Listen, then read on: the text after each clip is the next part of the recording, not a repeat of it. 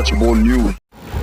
नमस्कार, मैं हूं मारुति नंदन सिंह। स्वागत है आपका सच बोल न्यूज पर। इस टाइम हम उत्तर प्रदेश के जिला सहारनपुर में मौजूद है और हमारे साथ में जो मेहमान जुड़ चुके हैं, मैं बता दूं कि ये पुलिस से रिटायर जो है कि एसआई रिटायर हैं और जो है कि अपने विषय में बताएंगे और फिलहाल हम इनसे सवाल जवाब करेंगे। लेकिन उससे पहले दौर चालू होता है परिचय का।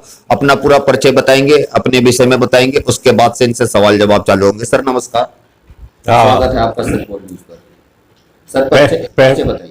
पहले तो मैं जहां आप मेरा इंटरव्यू ले रहे हैं उस जगह जो हमारे उसको वितरण कर रहे हैं, ये रसोई श्रीमती लीलावती की रसोई कहलाती है, वहां पर अंदर कमरे से बैठ करके मैं आपको इंटरव्यू दे रहा हूं।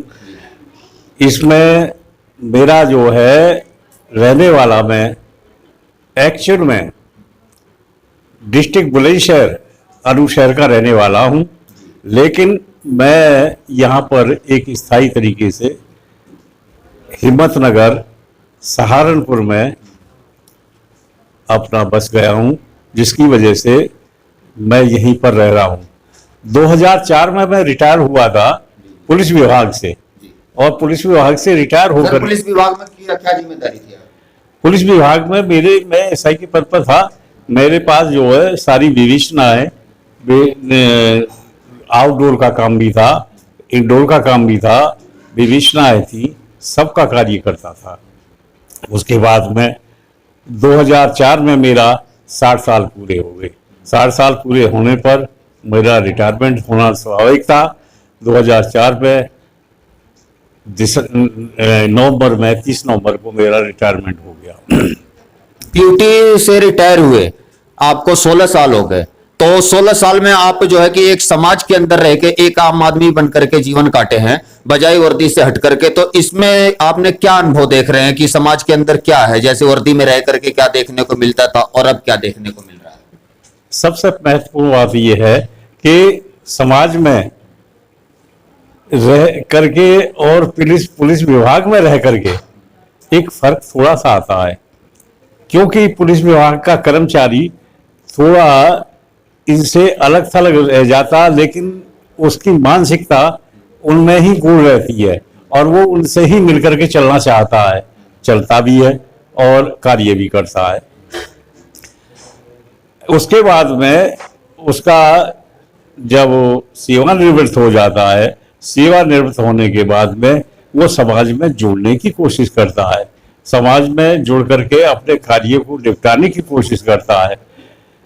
लिहाजा मैंने भी अपना वो निभाया और एक समाज में जुड़ने की कोशिश की। तो समाज में तो जुड़ना स्वाभाविक ही है। जब हमको एक परिवार में, एक मोहल्ले में, एक जिले में, एक देश में रहना है, तो हमको समाज में जुड़ना बहुत स्वाभाविक ही है। लेकिन सर्विस के दौरान आदमी एक अपने जो है समाज से दूर रह करके एक सीमित दायरे में रहता है, सीमित दायरे में ही कार्य करता है, सीमित दायरे के अनुसार ही वो चलता है, अधिकारियों के आदेश से ही उसका पालन करना होता है। लेकिन जब निवृत्त हो जाता है, सेवानिवृत्त हो जाता है, उसको सोचने की, समझने की, उसको कार्य करने की अपनी अलग ही क्षमता होती है। यानी कि एक आम आदमी में आ जाता है और लोकतंत्र में अपनी आवाज को, हाँ, वो बिल्कुल एक आम आदमी की तरीके से अपनी निर्णय को लेता है। जैसे कि आज देश कोरोना वायरस से जूझ रहा है और आप के टाइम पे भी क्या कोई ऐसी आपदा आई थी? कुछ हम बताएंगे, कुछ इस प्रकार का कोई माहौल देखने को मिला हो? जब देखिए, ये आपदा एक ऐसी चीज है, 2-3 प्रकार की आपदा होती है। ये ईश्वरीय आपदा है, जो ये आपदा है एक ईश्वर की देन है। इसको ऊपर वाले ने दिया है और ऊपर वाला ही इसे खत्म करेगा। इस आपदा को प्रयास और हमारा सहयोग हर तरीके से इस आपदा को खत्म करने के लिए स्वतंत्र है और वो करते भी है। दवाइयां भी लेते हैं, सारी बात करते हैं। जैसे कि अभी ये आपदा है कोरोना की, कोरोना की आपदा में श्री प्रधानमंत्री जी का आदेश भी माना है लोगों ने।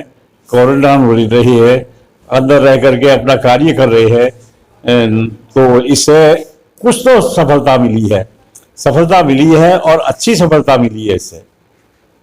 नहीं तो और दूसरे देशों में कितना भयंकर हाल है, कितनी तरीके से आदमियों की मृत्यु हो रही है, कितने उससे। आपके कहने का मतलब है लॉकडाउन लगने से कहीं ना कहीं हमारे देश के अंदर बहुत राहत मिली। लेकिन इसमें देखने को ये मिल रहा है कि जनता के सामने जो दिनचर्या वाले जो रोज के बेरमर वाले व्यक्ति थे, तो उनके सामने जो है कि भूख की संकट आ रही है।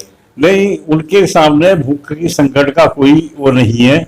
कुछ समाज के लोग भी, कुछ वैसे लोग भी पैकेटों के द्वारा एक खाने का और उसका वितरण कर रहे हैं।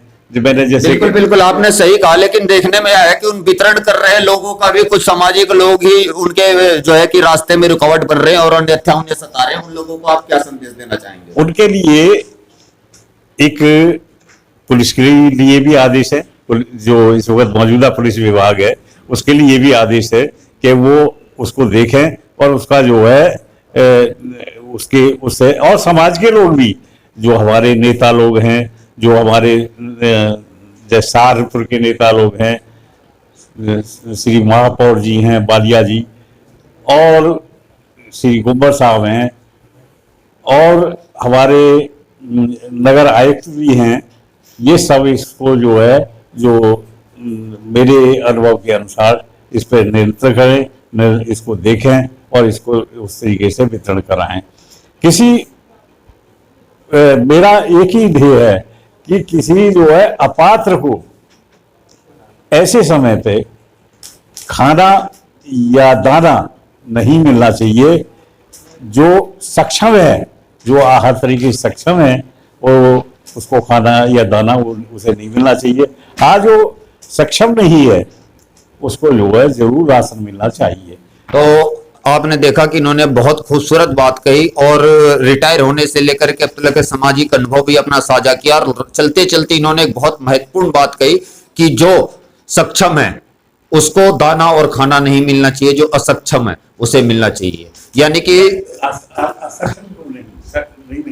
असक्षम को नहीं मिलना चाहिए, यानी कि जो व्यक्ति संपन्न है उसको नहीं मिलना चाहिए, जो निर्धन है उसको मिलना चाहिए। इनके कहने का मतलब ये था, और बहुत बड़ा खूबसूरत और चलते चलते इन्होंने संदेश दिया। तो देखने की ये जरूरत है, समाज के अंदर प्रशासन को भी इस बात पे गौर करना पड़ेगा। और रही बात, इसी तरीके से हम इस लॉकडाउन को लंबे समय तक के एक दूसरे को प्रयास जारी रखेंगे। फिलहाल इन्होंने बहुत अच्छा संदेश दिया। ऐसे भी आगे भी मैं आपको पुलिस कर्मचारियों के संदेश को आपने सच बोल न्यूज के माध्यम से शेयर करता रहूंगा। जब तक के दीजिए मुझे इजाजत। सच बोल न्यूज से मारुति नंदन सिंह।